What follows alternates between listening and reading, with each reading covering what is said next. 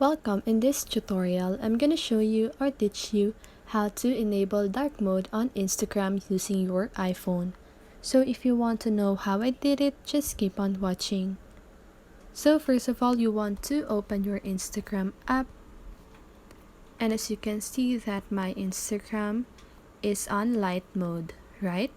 So if you want to enable dark mode, you want to open your control center and long press on the brightness option. So now at the lower part of your screen, you can see the dark mode option, okay? So you just want to click on that. And when you go back on your Instagram, you can see that it is on dark mode. So that's it. That is how you enable dark mode on Instagram using your iPhone. So I hope this video helped you. And if it did, make sure to like, subscribe, and hit the bell notification so you won't miss a video. See you in the next one, and have a great day.